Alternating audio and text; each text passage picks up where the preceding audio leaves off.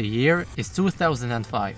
The Tekken community breathes a collective sigh of relief as they can finally say goodbye to irregular elevation, absent collision hitboxes, and just frame laser scraper.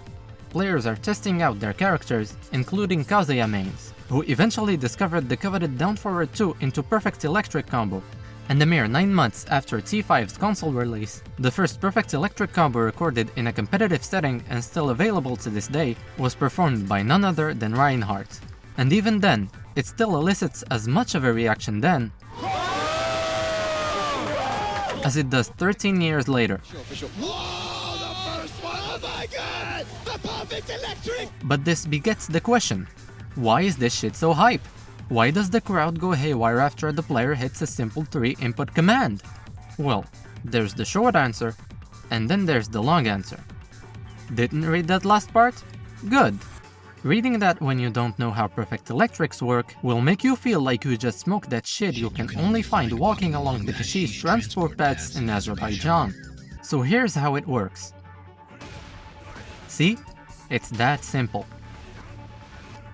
Down forward 2 counter hits, forward on the first frame of recovery, 1 frame of neutral, down forward 2 on the next frame. Simple as that.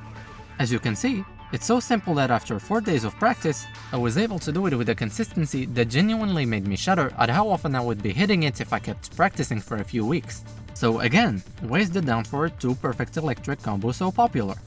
The actual answer to that, and here for me is where the talk about perfect electrics should really start, is because it's hard to do in the clutch. It's the grand finals of the TWT finals. You came in from the losers bracket. It's a double-double Luigi situation. And it happens.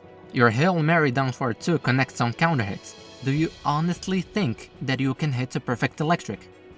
Fuck no! You couldn't even hit your staple in these conditions. What makes you think you can hit this, which you can't even hit in your promos?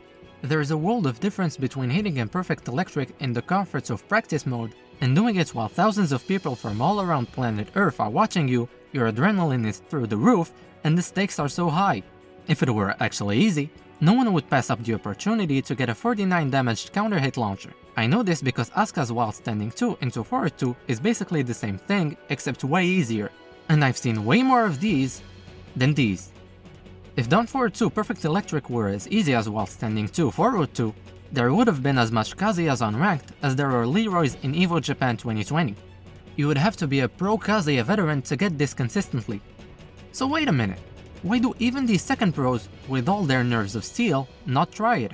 Throughout all of T7's lifespan, the only perfect electric in a tournament setting that I could remember before scripting this video is Reinhardt vs Rip in Dema, Germany. And even that wasn't in an actual tournament, so not much was really at stake. What a storyline would it be if you lost first round? Well, like Rip does normally? Whoa, whoa, whoa, hey, That hey, was hey, from hey, out of hold left on, field, hold on, man. hold on. Can we just talk about Evo again? So you just missed your perfect electric.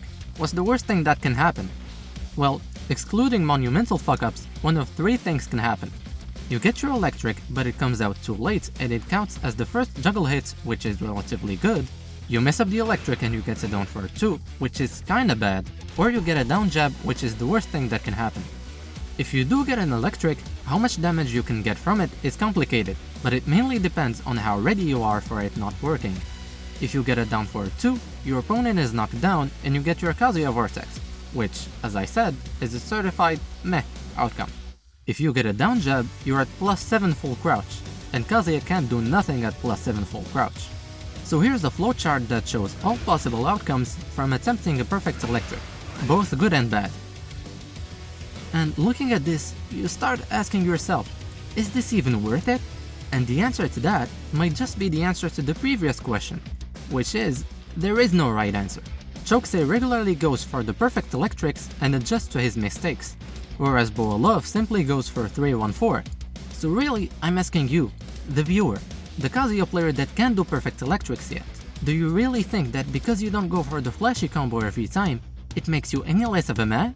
I'd say the better person is he who is aware of his shortcomings and works around them, as he knows that in due time and with enough training, perseverance and passion, he too can start doing perfect electrics in the future. But damn is it cool when it hits!